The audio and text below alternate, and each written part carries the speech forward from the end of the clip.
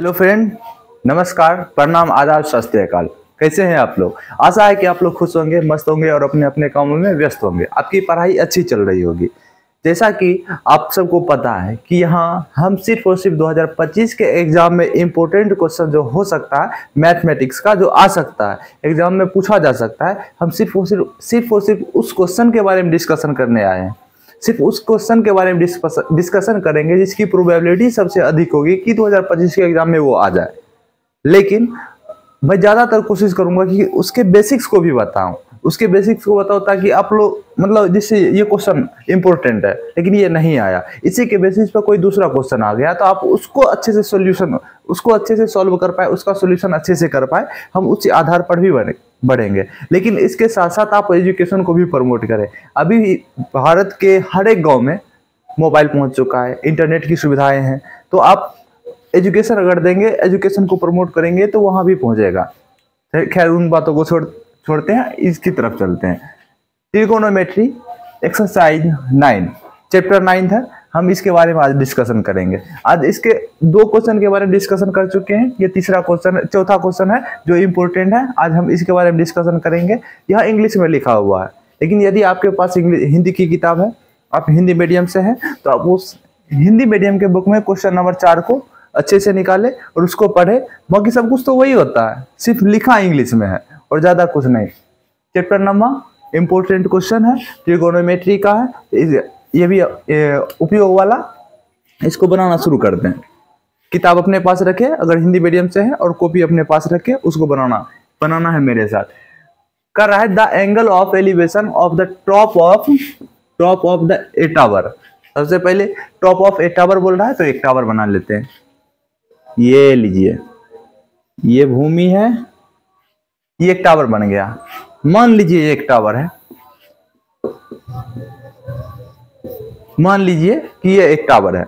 अब कह रहा है the angle of elevation. Angle of elevation का मतलब होता है आप नीचे से ऊपर की ओर देख रहे हैं, और एक एंगल बन रहा है। मतलब ये बिंदु है, मान लीजिए यहाँ से आप ऐसे करके ऊपर देख रहे हैं और यहाँ एक एंगल बन रहा है ना, ये जो एंगल बनता है ना, इसे एंगल ऑफ एलिवेशन कहा जाता है। मतलब हिंदी में उन्नयन कोण कहा जाता है। अब देखिए, of A tower from A point on the ground, इसका कहने का मतलब है ग्राउंड यानी कि भूमि, एक पॉइंट यानी कि एक बिंदु से टावर की ओर देखने के बाद बना हुआ उन्नयन कोण।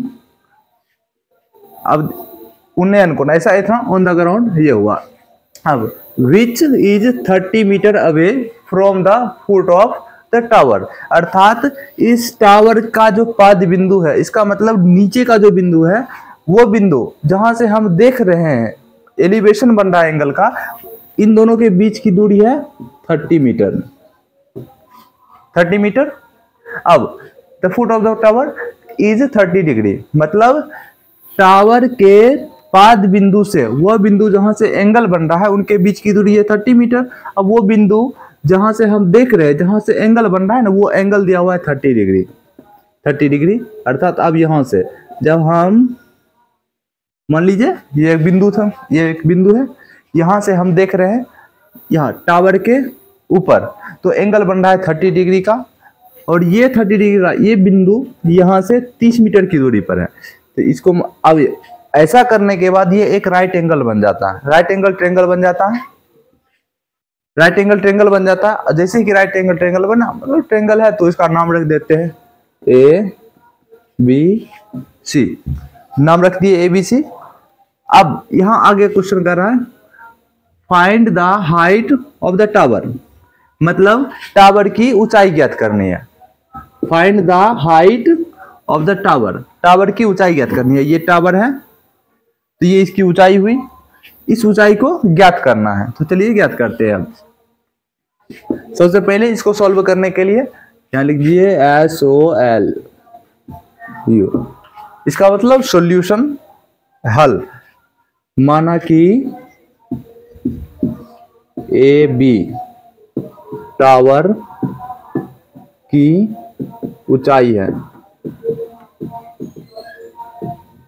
तो हम AB को H मान लेते हैं टावर की ऊंचाई के लिए सिर्फ। नहीं तो ये जो होता है ना, ये राइट एंगल ट्रायंगल में, ट्रिगोनोमेट्री में ये P होता है। P फॉर परपेंडिकुलर अर्थात लंब, ये तो इसको हम P मान लेते हैं। अब ये P होता है, नीचे वाले को बेस कहा जाता है और इसको हाइपोटेनियस कहा जाता है। हाइपोटेनियस कहा जाता है, ये 30 मीटर डिस्टेंस है। अब मुझे निकालना है इसकी हाइट, निकालना है तो सिंपल सा है, मतलब इसके हाइट इसमें और ये जो दिया हुआ है नीचे ये, तो ये P हुआ, ये B हुआ। P और B के बीच जो संबंध होता है वो tan का होता है, tan theta equal to P upon B होता है। यानी कि P और B के बीच के संबंध को ये ट्रिगोनोमेट्रिकल जो रेशियो है tan थीटा ये बताता है। अर्थात हम इसका यहाँ पर हम इसी का उपयोग करेंगे, तो कीजिए इसका उपयोग। tan theta equal to P upon B होता है। अब यहाँ पर P equal to what, because हमें यही निकालना है। B इक्वल टू 30 मीटर ये दिया गया है। थीटा इक्वल टू 30 डिग्री ये दिया गया है। ये सब पहले से लिख के रखना है, हम लिखे अभी, लेकिन आपको पहले से लिख के रखना है। ये हुआ tan theta equal to P upon B ना tan 30 degree equal to P का वैल्यू ज्ञात करना है, तो ये B का वैल्यू 30 मीटर दिया हुआ है, तो 30 इतना हुआ। अब tan 30 डिग्री का वैल्यू √3। याद है ना आप सबको कि ट्रिगोनोमेट्रिकल जितना भी है, ट्रिगोनोमेट्रिकल रेशियो जितना भी है, उस सभी के एंगल के वैल्यू को याद रखना है आप सबको। तो बताइए, चलिए आगे। और हाँ, इसके पहले वाले वीडियो में बता चुके हैं सबका वैल्यू। P अपॉन 30 डिग्री, अब 30 हुआ, तो अब P का वैल्यू जैसे ही निकालेंगे तो ये निकलेगा 30/√3 इतना आया। अब P इक्वल टू होगा 10 गुना 3/√3 और √3 से 3 को काटेंगे तो ये √3 बार में कटेगा, इसलिए P इक्वल टू 10√3 आया। अर्थात ये जो P का वैल्यू है ना, ये 10√3 आया, ये 10√3 आया। और यहाँ P का value H for height of the tower and AB, ये AB H and P height of the tower equal है, तो यहाँ हम लिखेंगे अतः टावर की ऊंचाई 10√3 मीटर है। इतना लिख दिए, ये क्वेश्चन सॉल्व हो गया। अब बढ़िए अगले क्वेश्चन की।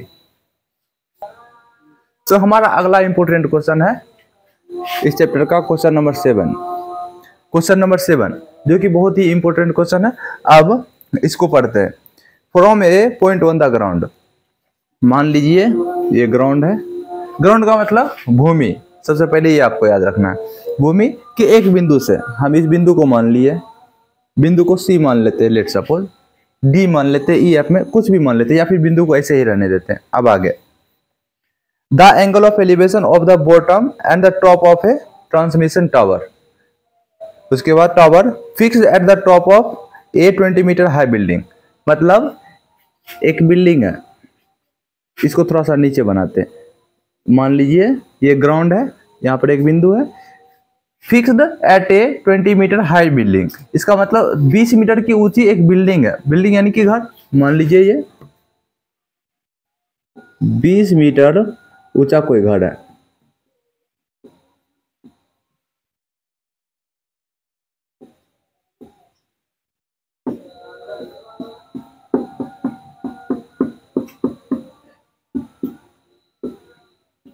ये है ना 20 मीटर ऊंचा घर है, इसके ऊपर टावर लगा हुआ है, ये टावर लगा हुआ है।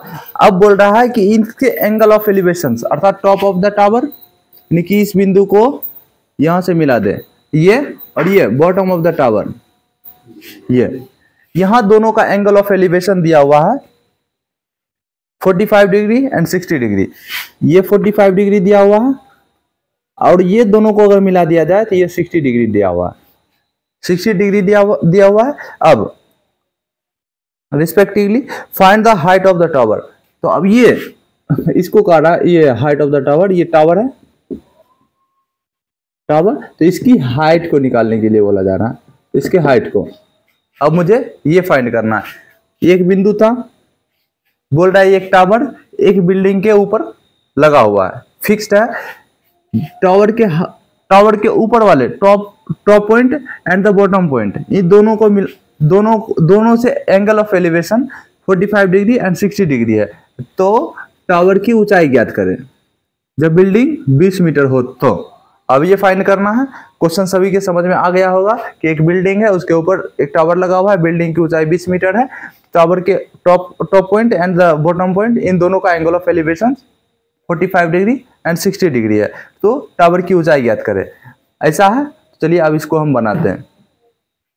सिंपल सा, पहले याद रखिए, हम पहले इसको मान लेते हैं, बिकॉज अगर ऐसा हो, इसको हम गैप कर दे तो ये एक ट्रायंगल बनेगा। जैसे कि अगर हम इसको एक नॉर्मल सा सिंपल सा अगर आसान तरीका से देखें, ये ऐसा बनेगा, ये होगा, इसको हम मान लेंगे बिल्डिंग, इसके ऊपर एक टावर लगा दिए, ये हुआ टावर ये पॉइंट। अब यहां से एक ये बनेगा, एक ऐसा बनेगा, तो ये बिंदु हुआ जहां से बना, ये 45 डिग्री होगा, ये 60 डिग्री होगा, ऐसा वाला कुछ ऐसा बनेगा। तो ये एक ट्रायंगल के जैसा दिख रहा है, ये भी ट्रायंगल के जैसा दिखेगा। इसको हम मान लेंगे ए, इसको मान लेंगे बी एंड इसको मान लेंगे सी। इसका नामकरण भी कर दिए और इसको मान लेंगे डी। ऐसा कर सकते हैं। ठीक उसी प्रकार से इसको कीजिए। सी हुआ, इसको ए मान लेते हैं, इसको बी मान लेते हैं, ए बी सी एंड इसको मान लेते हैं डी। नामकरण हो गया। तो अब सबसे पहले यहां माना कि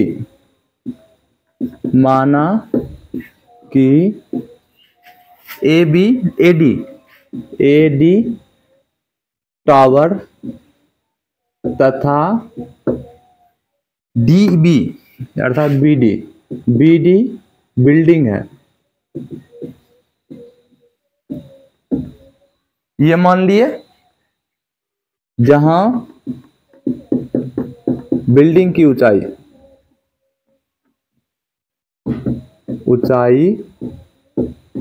20 मीटर है।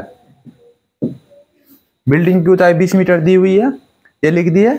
अब एंगल ऑफ एलिवेशंस, जो टॉप वाला है, बॉटम वाला है, ये अपनी कॉपी में लिख लीजिएगा कि ये 45 डिग्री एंड 60 डिग्री है, ऐसा लिख लीजिएगा। अब हम इसे करते हैं सॉल्व। इतना लिख लेने के बाद ये एंगल वाला भी लिख लीजिएगा इसके आगे। फिलहाल हम इसको सॉल्व करते हैं डायरेक्ट। अब सॉल्यूशन, इसका सॉल्यूशन सबसे पहले ध्यान से देखिए, इसका वैल्यू दिया गया हो। If I talk about the triangle BCD, in triangle BC and D, यदि हम ट्रायंगल BCD के बारे में सिर्फ बात करें, अर्थात ये वाला ट्रायंगल के बारे में बात करें, ऊपर वाले को छोड़ दे तो एंगल 45 डिग्री हो गया, हाइट 20 मीटर हो गया। अगर हम इस ट्रायंगल की सिर्फ बात करें, ये वाला एंगल 45 डिग्री और ये 20 मीटर हाइट हो गया, ये हुआ D, ये है B एंड ये है C, ऐसा दिया गया है। अब देखिए ध्यान से, सबसे पहले अगर हम ध्यान से देखिए, इसमें जो है ना, इसमें ये बिंदु और ये बिंदु जो है B और C के बीच की दूरी, अगर इन दोनों को निकाल ले तो एक चीज आसान हो जाता है। इस ट्रायंगल का भी कॉमन पॉइंट ये है और ये जो पूरा ट्रायंगल बनेगा इसका कॉमन पॉइंट भी ये है, तो हमें इसके ऊंचाई को ज्ञात करने में आसानी हो जाएगी। तो चलिए इस कॉमन पॉइंट को निकालते हैं, जो कॉमन पॉइंट है। अब ये हुआ B, ये हुआ P, B एंड P, तो और B और P का जो रिलेशन होता है ना, वो tan थीटा में होता है। अब हम लगा देते हैं tan थीटा। BCD में जो भी है उसको भी पहले लिख लेंगे कि BD अर्थात P equal to 20 metre, B equal to what, theta equal to 45 degree, ये लिख लेंगे। अब tan थीटा का फॉर्मूला लगाएंगे, P upon B। tan theta का फॉर्मूला लगा दिए, P अपॉन B। अब tan theta equal to 45 degree, 45 degree P का वैल्यू है 20 मीटर, B का वैल्यू फाइंड करना है। tan थीटा 45 डिग्री, इसका वैल्यू 1 होता है और ये 20/B हुआ, तो अब B का वैल्यू आ गया 20 मीटर। B भी निकला 20 मीटर, मतलब ये जो बेस है, बिंदु के बीच की दूरी, ये भी 20 मीटर ही निकला। अब चूंकि इस ट्रायंगल का काम हो चुका है, इस ट्रायंगल के माध्यम से हम इन दोनों के बीच की दूरी को निकाल लिए। Now we will talk about the whole triangle ABC, ABC के बारे में बात करेंगे। अब चलेंगे, यानी कि ये बीच की दूरी B निकल गया, बेस निकल गया। अब बेस निकलने के बाद हम इस पूरे ट्रायंगल के बारे में बात करेंगे। Again triangle in triangle ABC। अगर हम अब जैसे ट्रायंगल, इस पूरे ट्रायंगल के बारे में बात करेंगे, यानी कि यहां से यहां तक की ऊंचाई, तो हम इसको मानते हैं P। तो यहां हो जाएगा P इक्वल टू क्योंकि हमें इसके हाइट को निकालना है, तो इसकी हाइट को कुछ मान लेते हैं। इसको माना कि यहाँ पर AD टावर की ऊंचाई तो है, एक बार और माना कि टावर की ऊंचाई x मीटर है, तो हम उसको x मान लिए। तो अब यहाँ पर P हो जाएगा, ये 20 पहले से है और यहाँ से x, तो 20 प्लस x। B तो निकल गया 20 मीटर, B निकला 20 मीटर। थीटा दिया हुआ है। अब थीटा, इस ट्रायंगल के लिए जो थीटा दिया हुआ है टोटल 60 डिग्री, ये है 60 डिग्री। अब इसको हम सॉल्व करेंगे, क्योंकि ये P हुआ, ये B हुआ, P और B ही दिया हुआ है और P B का संबंध तो tan थीटा का ही है, तो tan थीटा।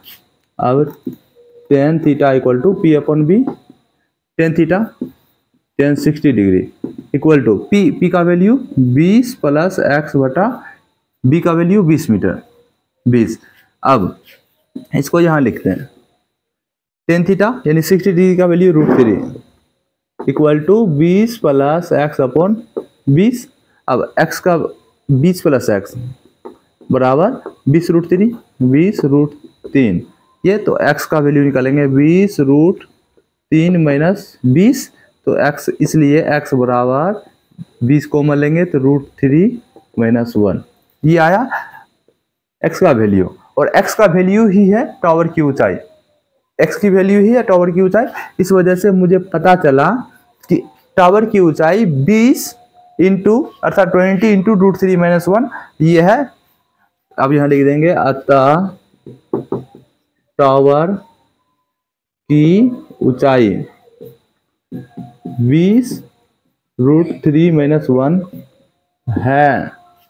ये हो गया। अब क्वेश्चन नंबर 7 भी कंप्लीट, जो एक इंपॉर्टेंट क्वेश्चन था। Now we will talk yesterday या फिर next class question number another question, important question. But आज के लिए इतना ही रहने देते हैं। धन्यवाद। आशा है कि आप लोग को अच्छा लगा होगा।